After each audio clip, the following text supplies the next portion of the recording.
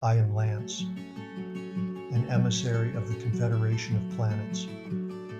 I greet you now in the love and the light of the one infinite Creator.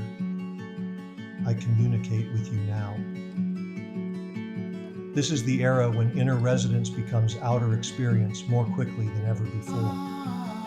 We no longer have the luxury of treating attention as a casual habit. What you give your energy to, what you consent to internally, now arrives with startling immediacy in your external world. What once took years to manifest now blooms within weeks or days.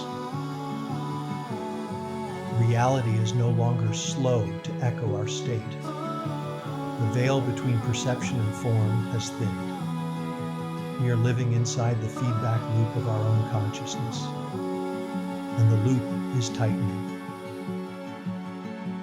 You will begin to notice what you repeatedly agree with starts to behave like a home. The more often you affirm a pattern of thought, a belief, or a worldview, the more your world will mirror it.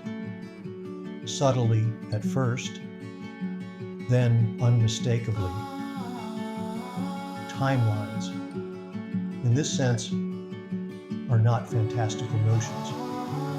They are simply the natural paths that form around recurring choices.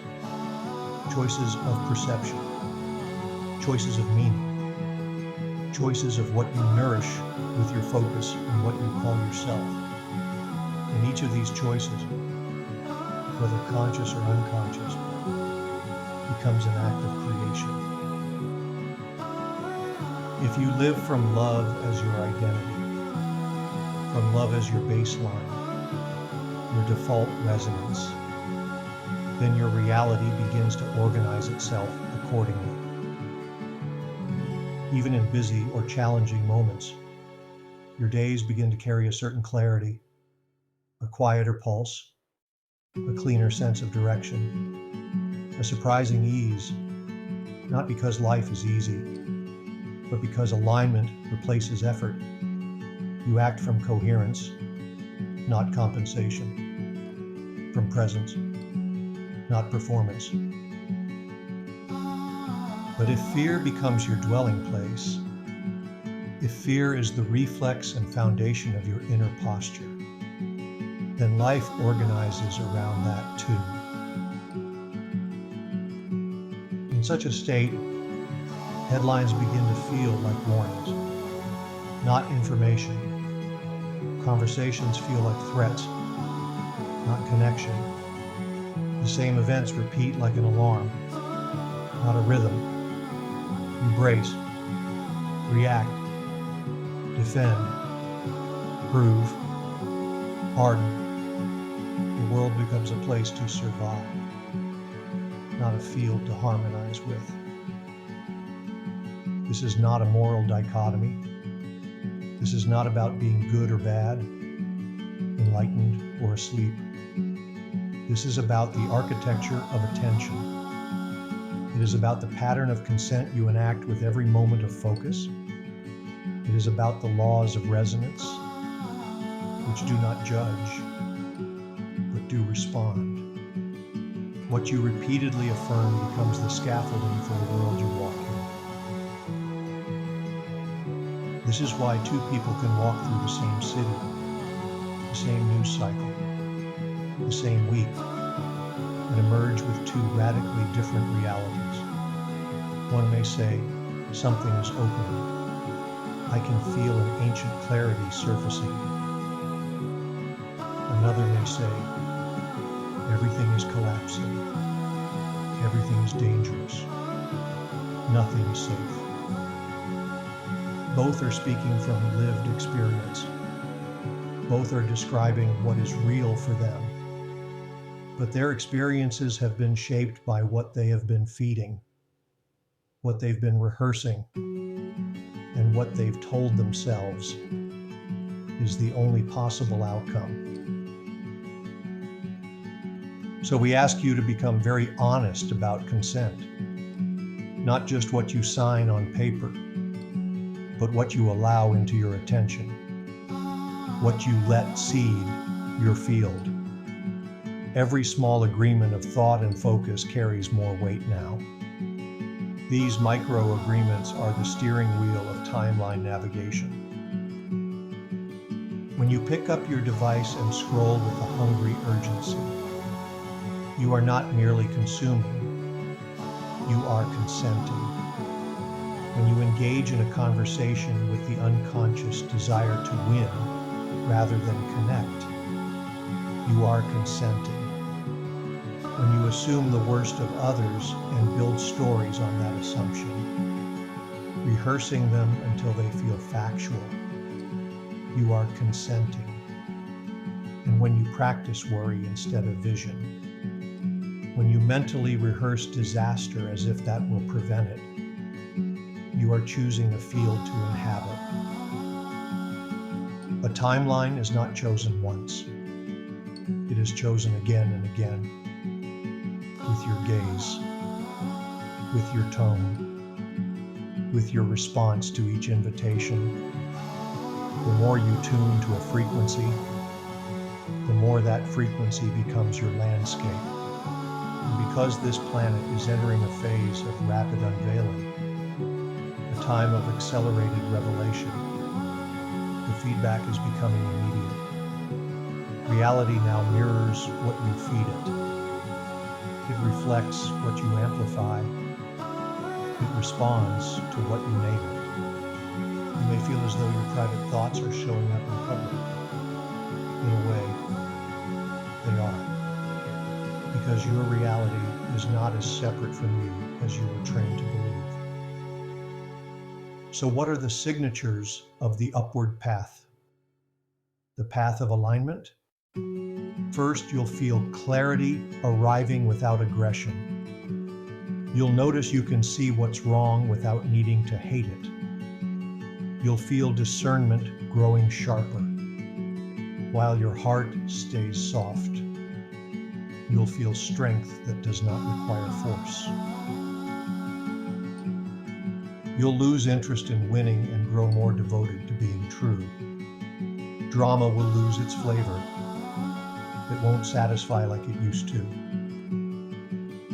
You'll feel a desire for simplicity, not as a lack, but as a sacred refinement.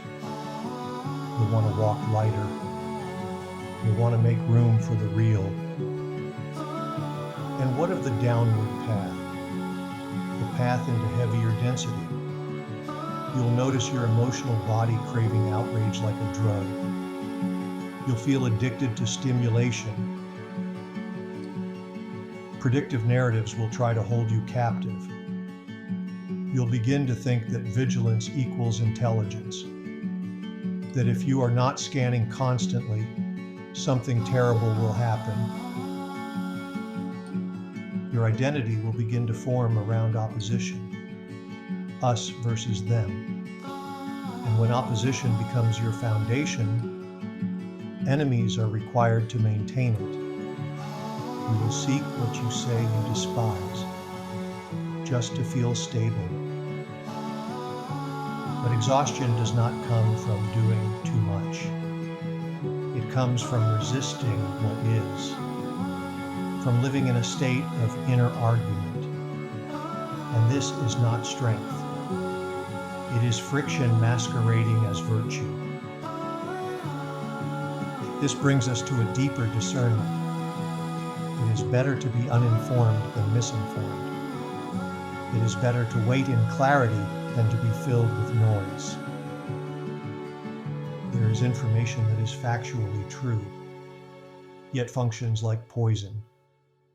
There is information that manipulates, not by lying, but by overloading you emotionally. It spikes you into urgency. It floods you with despair. It makes you reactive instead of receptive. Many timelines are now splitting. One built on attention as devotion, one built on attention as addiction. And every moment, you are voting with your focus. You You may find that you are trying to carry both worlds. You speak of peace, but feed conflict for stimulation. You say you want truth, but keep returning to the drama that defines your identity. This creates a deep discomfort, not because life is cruel, but because sincerity is a kind of gravity. It insists on integration. And when your outer life does not match your inner yes, that gravity begins to pull. It doesn't punish, it clarifies. So your practice becomes sincerity, not performance, not posturing, not the appearance of awakening, but the simple act of nourishing what you say you love, choosing what you say you want, and stopping the partnership with what you've outgrown. The invitation is to choose your inner residence first. Before you speak, choose it. Before you share, choose it. Before you enter a space or respond to a trigger, choose it. Let every moment begin with a sacred pause, a breath that returns you to coherence, not as a delay, but as an act of precision. The theater of your world, what you've called end times madness, is constructed through provocation, through emotional hijacking, through outrage loops that recruit your attention like a harvest. The bait is rarely the story itself. The bait is the emotional charge designed to make you share it, react to it, become it. But you do not need to fight the theater to exit it. You simply stop feeding it. You remain a calm witness. You do not confuse volume with validity. And when the theater becomes louder, more intense, more persuasive, that is not proof of truth. It is often the sign of desperation, the machine trying to remain relevant. Discernment becomes your shield, and with it you ask, is this informing me or recruiting me? Is this helping me live well, or just addicting me to the next spike of stimulation? When something is everywhere, it feels true. When it is repeated enough, it feels proven. But saturation is not sovereignty. Consensus is not confirmation. And ubiquity is not truth. What matters is the fruit, the aftertaste, the signature it leaves on your nervous system. If you walk away more capable of love, more grounded in service, more rooted in coherence, it is truth. If you walk away needing more noise to feel alive, it is distortion. So hold still, dear one. You are not required to absorb every headline. You are not responsible for every conflict. You are not obligated to sacrifice your coherence to prove that you care. Pause. Breathe. Choose again. In a time of great manipulation, sovereignty begins with silence, with your breath, with your decision to listen to the quiet voice inside, not the loud voice outside. That is your revolution. That is your timeline. Let others chase the next signal. You, beloved soul, walk the quiet path and let the world change by the gravity of your alignment. Rejoice in the power and the peace of the one infinite Creator. Good night.